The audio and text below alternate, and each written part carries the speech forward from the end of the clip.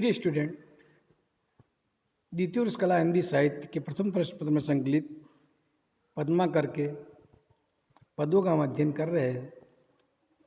यहाँ हमने अब तक पद्माकर के 12 पदों का अध्ययन कर लिया है, संकलित पदों का। अब आगे के पदों का अध्ययन करेंगे। पद्माकर ने जो अंतिम पद है वो भक्ति, या हमारे यहाँ संकलित हो भक्ति शीर्षक में संकलित है, और भक्ति के ही पद है ये चारों पद।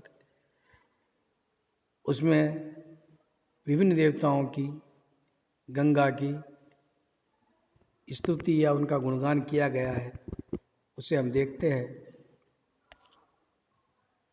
जो पहला पद हमारे सामने आ रहा है वह है राम के नाम का, यानी राम का। राम का भी नहीं, राम के नाम का। हाय मैं राम को नाम न गायो। अंत में अंतिम चरण में लिखा हुआ, हाय मैं राम को नाम न गायो। भोग में रोग, भोग विलास में रोग छिपे हुए हैं। ये तो सही है। हमारी जितनी भी शारीरिक परिणाम वो हमारे खान पान में, यानी सारे रोग जो हैं वो हमारे भोग में छिपे हैं। वियोग में संयोग, वियोग संयोग में, और संयोग में ही वियोग का दर्द होता है। जिसका संयोग हुआ ही नहीं वो वियोग का दर्द क्या जाने। जब किसी से मिले ही नहीं है तो उसे विरह और वियोग का दर्द का मतलब ही नहीं है। योग में काय कलेश कमाया है, और योग साधना में भी शरीर को कष्ट देते हैं हम लोग। यानी शरीर के लिए हम कलेश, कष्ट ही कमाते हैं, कष्ट ही साधते हैं। त्यों पद्माकर वेद पुराण पढ़ो। और आगे पद्माकर कह रहे हैं कि हमने वेद पुराण भी पढ़े हैं, वेद पुराणों का भी अध्ययन किया है। पढ़ी के बहुवाद बढ़ायो, और पढ़ के हमने बहुत विवाद किए हैं। मतलब जैसे जैसे वेद पुराण पढ़ते गए वैसे वैसे हमारे विवाद बढ़ते गए। विवाद का मतलब बहस के विषय बढ़ते गए, और हम तरह तरह से बहस करते रहे हैं। और ये वेदों पर ही विभिन्न उपनिषद, दर्शन और ब्राह्मण ग्रंथ, पुराण वगैरह लिखे गए हैं। 108 उपनिषद हैं जो वेदों पे लिखी गई है। न्याय, दर्शन वगैरह सब वेदों पर ही हैं। इसलिए कह रहे हैं पढ़ी के बहुत बात बढ़ायो।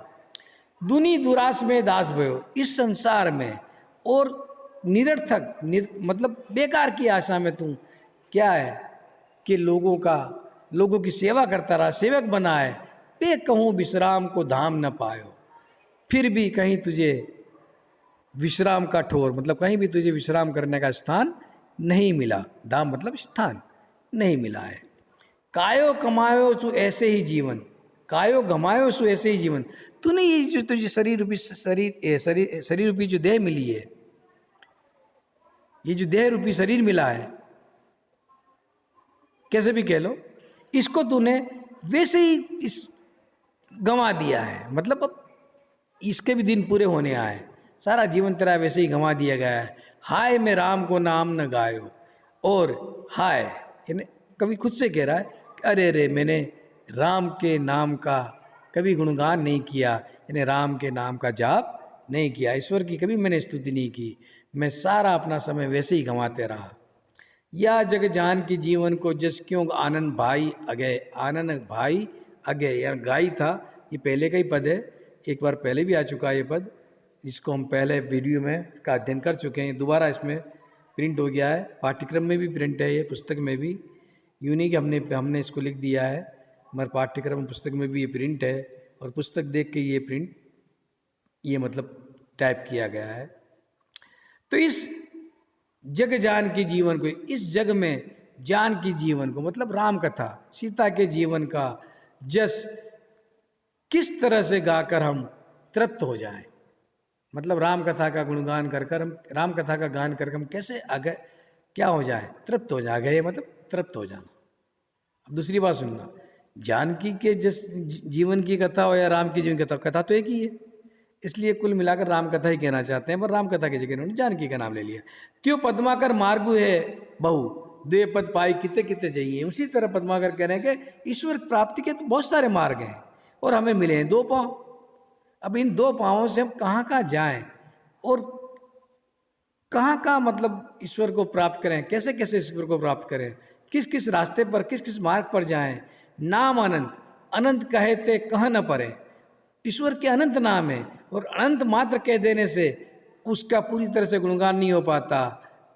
कह न परे काई काई काई जतय, अब कैसे कैसे मतलब किस किस को मतलब जताएं, किस किस तरह से नाम लें कि ईश्वर का सभी नाम हम ले पाएं। राम की कथा, राम की रूरो कथा सुनिबे को, यहाँ रूरो करा लिख गया, रूरी शब्द रूरी कथा सुनिबे को, राम की सुंदर कथा सुनने को करोड़न कान कहो कहाँ पाइए, करोड़ों कान कहाँ प्राप्त करे। यहाँ पर मतलब प्रिंटिंग मिस्टेक है, राम की करा लिखा है लेकिन रूरो कथा थी, रूरी होगी, पहले पद में है। अगले जो पद हैं, अंतिम दो पद हैं इस पद्माकर संकलित पद्माकर काव्य के, कि मीठो महा मिश्री ते मनोहर। राम के नाम की यहाँ भी महिमा है कि राम का नाम मिश्री से अत्यधिक मीठा और मन को भाने वाला है। तो कहाँ कंदक लान को तेसो, और वह कंदक लान को, लान तो लूणी को कहते हैं जो मक्खन की लूणी होती है, लूणी जैसा मतलब मक्खन जैसा है। राम का नाम मक्खन की भांति है। त्यो पद्माकर प्यारो पीयूष थे, वह अमृत से भी प्रिय है। कामद काम दुधान के ऐसो, और वह कामद मतलब इच्छाओं को पूर्ण करने वाला, काम दुधान कामधेनु की तरह, काम दुधान कामधेनु के लिए शब्द है, कामधेनु की तरह हमारी सारी इच्छाओं को पूर्ण करने वाला है। शीतल स्वाद सिरे तपते, सभी शीतल पदार्थों में इसका जो स्वाद है राम नाम का, वह और भी शीतल है, और भी ठंडा है। सूची है जल गंग तरंग को जैसो, और गंगा के जल के समान वह पवित्र है, शुद्ध है। क्यों न कहें पोंचू सो पांचू सो शिव, साच ही राम को नाम है सो। अब ऐसे राम का नाम, ऐसा राम का नाम है तो भला शिव अपने 5 मुखों से क्यों न राम के नाम का जाप करे, या राम के नाम, राम का नाम लें। शिव को पंचमुखी माना जाता है, और रुद्र है का जो रूप है वो पंचमुखी कहलाता है। ये हमने केशवदास में भी पढ़ा था, 10 मुख जोवत गजमुख को, उसमें 10 मुख में शिव के 5 मुख माने गए, ब्रह्मा के 4 और एक विष्णु का, इन्हें तीनों देवता बड़े देवता हैं। अगला जो पद है वह है गंगा के बारे में, और गंगा के चरित्र लखी भाष्यो जमराज है। गंगा के चरित्र मतलब गंगा के कार्यों को देखकर यमराज ये कहने लगे, ए रे चित्रगुप्त मेरो हुक्म कान दे, हे चित्रगुप्त मेरी आज्ञा को कान लगाकर सुन ले। कान दे मतलब कान लगाकर ध्यान से सुन ले। कहे पद्माकर नरक सब मूंदी करी, यमराज कह रहे हैं कि सारे नरक को बंद कर दे, मूंदना मतलब बंद कर दे नरक को। मूंदी दरवाजे को तजी थान दे, और सारे दरवाजे बंद कर इस जगह को तू छोड़ दे। यमराज लोगों के पाप पुण्य का लेखा जोखा रखते हैं चित्रगुप्त के द्वारा, ऐसा ब्राह्मण धर्म में मान्यता है। और फिर वो स्वर्ग और नरक कहाँ जाएगा इसका निश्चित करते हैं। तो वो कह रहे इस स्थान को तू क्या कर दे, अब छोड़ दे, अब यहाँ रहने की कोई जरूरत नहीं है। देखो ये देव नदी कीने सब देव, देख इस देव नदी गंगा ने सारे मनुष्य को भी अब क्या उनके पापों को धो धोकर उन्हें देवता बना दिया है। या ते दूतन बुलाई के विदा के बेगी पान दे, इसलिए सभी दूतों को बुला ले तू। दूत जो मतलब काम करते हैं उन्हें तनख्वाह उनका देते नहीं पड़ती होगी, तो इसलिए उन सबको बुला ले और उनके हाथ में पान का बीड़ा पकड़ा कर उनका सम्मान विदा दे दे। वेगी पान दे मतलब हाथ में पान का बीड़ा पकड़ा उन्हें ससम्मान विदा कर दे। फारी डारू फरत न राखू रोज नामा, इस फरत को बही को फाड़ दे और रोज नामचा भी मत रख तू। रोज रोज जो किसी के मतलब जो लेखा जोखा रखते वो भी मत रख। खाता खती जाने दे, इस खाते को बही खाते को खती जाने मतलब नष्ट हो जाने दे, बही को बही जाने दे और इस बही को भी तू बह जाने दे, मतलब इसकी कोई ज़रूरत अब तुझे नहीं है और इन सबको तू छोड़ दे।